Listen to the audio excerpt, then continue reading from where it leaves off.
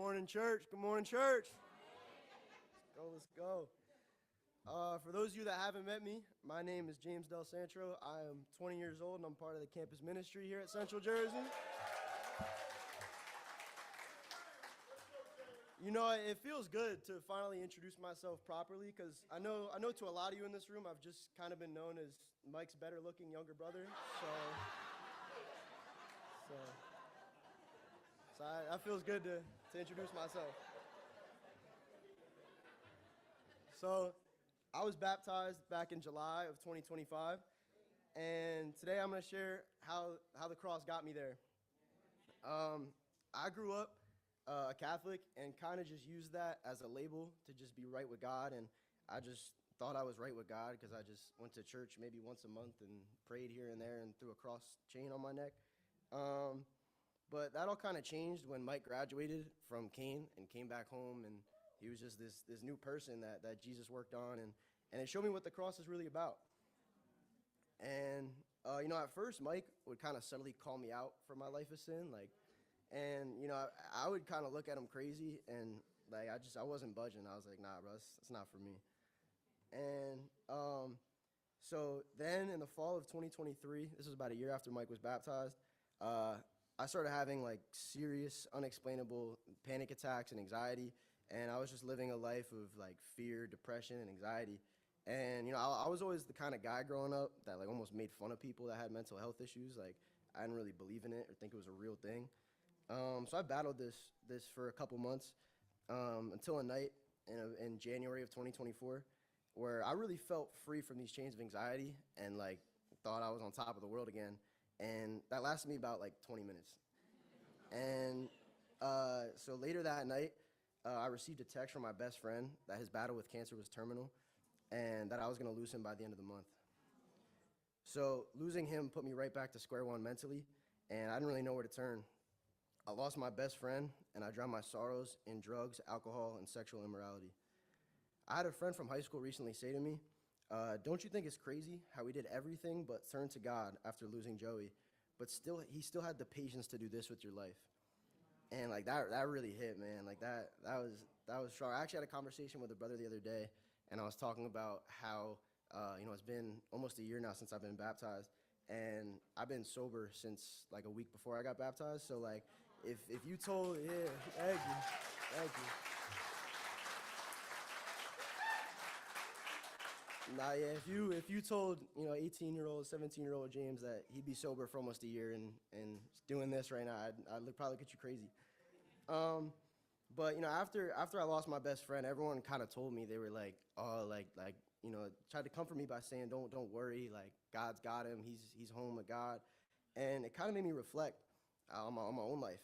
I was like, what if I was in his shoes? Would I be home with God right now? Would I be in peace with God right now? So that kind of motivated me to get in the Word with Mike, and I started studying the Bible with Mike. My convictions were always pretty strong when I first started studying, but I knew what had to be done in my life, but I just kind of had a lot of dangerous spiritual influence that I just wanted to do things my way. So last year, my freshman year of college, I stayed home to play basketball at my community college near me, and my relationship with God really grew because I had a lot of alone time with family, with Mike, and I was able to pursue God pretty strongly. And my studies with Mike and Caesar were heating up pretty well in the spring of 2025.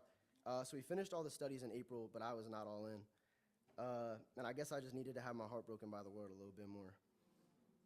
So that month of May, I pretty much ghosted Mike and Caesar and didn't want to study the Bible anymore.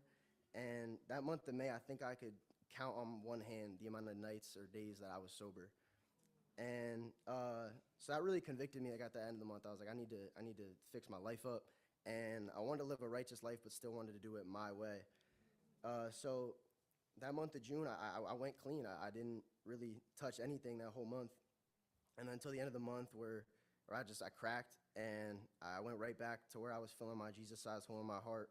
I was using my fake ID to sneak out and get drunk and high, however much I wanted to. And this went on for a couple weeks until I was just really done and disgusted with myself. I decided to fast. I had never fasted before. I just heard, it was really good for your spirit. So I decided to fast. And, 2 days later, Jesus did the rest. After I fasted, these 2 days after, Jesus really had enough of watching me suffer, and he encountered me supernaturally and gave me no option to turn back to my life of sin. He dragged me by the collar out of my life of sin and finally brought me home. He filled me with this spiritual high that night that I had never felt before or since, which lasted for close to an hour that night. It wasn't something quick. I was on top of the world for a little minute. So the next day, I told Mike the war was over and I was ready to get baptized. So for some context, this conversation took place like probably after midnight, and we lived near like this big like reservoir body of water. And as soon as I told Mike, I don't even know if I finished my sentence, he was like, "Bro, let's go to the reservoir and baptize you right now."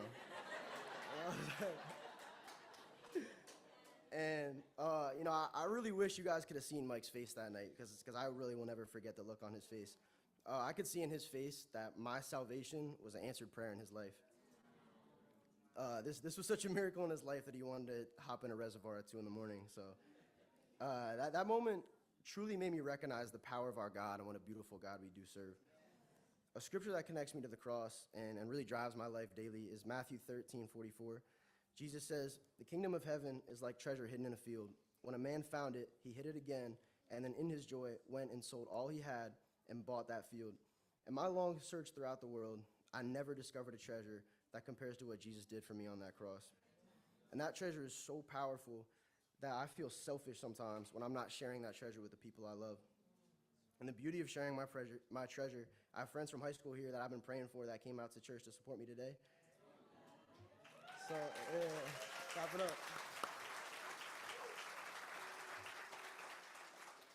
So, for anyone that's on the fence listening to me today, trust me, you're never too far off from God's love. And life as a disciple is seriously second to none, a decision that you will never regret. Let's go to God in prayer.